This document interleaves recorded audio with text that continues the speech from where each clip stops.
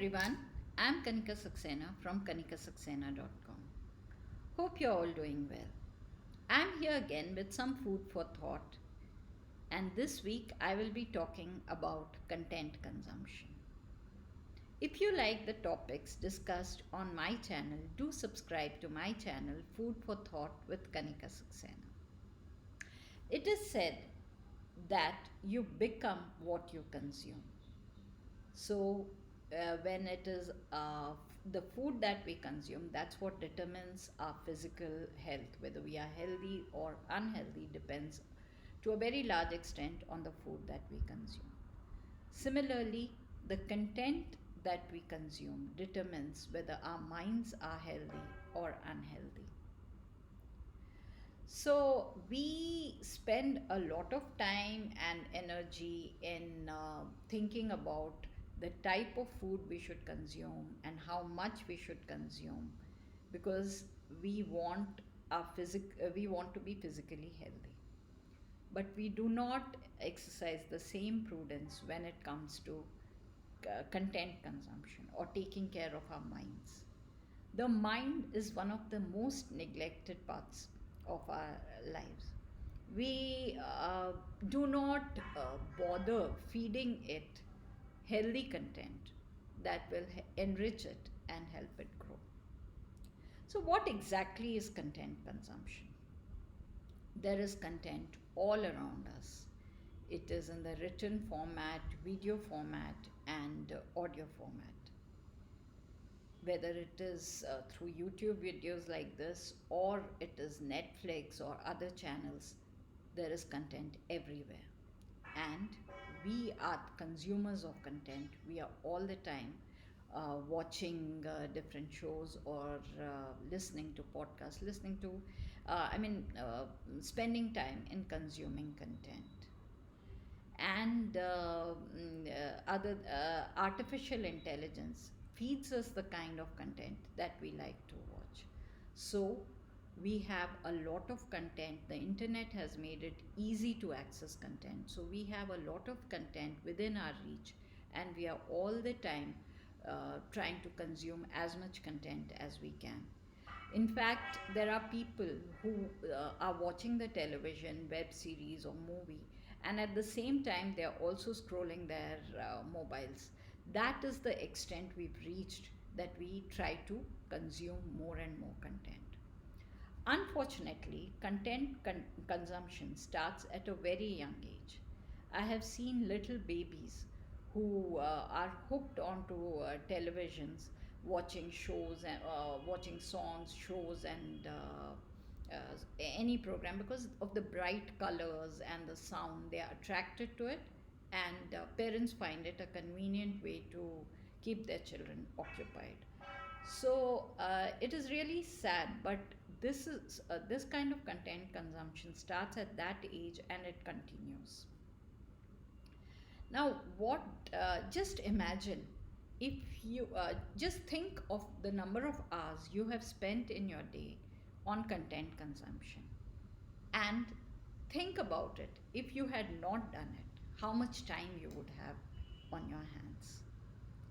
And this is what content consumption does to us. It snatches away our time. The time that we could have invested in so many constructive activities, but we are using it just for content consumption. This is especially for people who say, I'm too busy or I have no time. You need to seriously think about where your time is going. Time is a precious commodity and must be used judiciously. But if you're going to invest your time in unnecessary content consumption, you will be hard pressed for time all the time. Now, let me talk about what exactly the damage content consumption does to us. Number one, it clutters up our mind. We lose clarity in thinking. We are confused. We become forgetful. We forget important things just because our mind is preoccupied with the content consumption. The second thing is that it has a strong influence on our thinking. The kind of content we consume, shapes our thoughts. That's how we start thinking, and we lose original thinking. Our own ideas, our creativity is lost somewhere because of excessive content consumption. We spend so much time on content consumption that we do not have time for other activities. That could be nurturing relationships, focusing on things like exercise, other activities, pursuing hobbies. We do not have time for all this only because we are so busy consuming content. Content consumption also snatches away our time. We are all the time trying to race behind time. We do not have time for other activities only because we are busy consuming content. We For students, excessive content consumption directly impacts their performance in academics and other fields. And for parents, it takes away their time and they are not able to invest that time in raising their children and building a relationship with them. So, this is the reason, these are some of the reasons that we need to regulate our content consumption.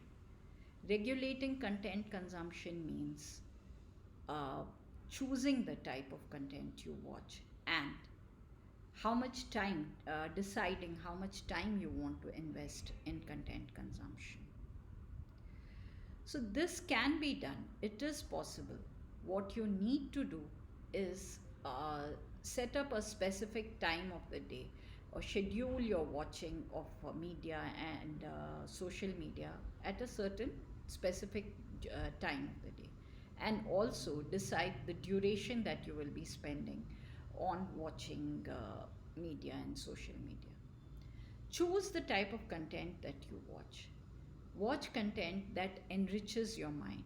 Watch content that is informative. It gives you information about what is going on in the world around you and other useful things.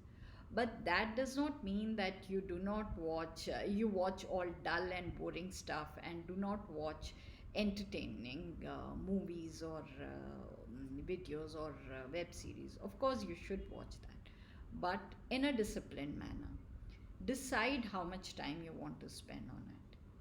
When you do it, it will be a little difficult initially, but once you learn to control your content consumption, you will find that it gives you a lot of peace of mind and reduces your stress. Don't we want all that? Reducing content consumption also helps you establish better relationships.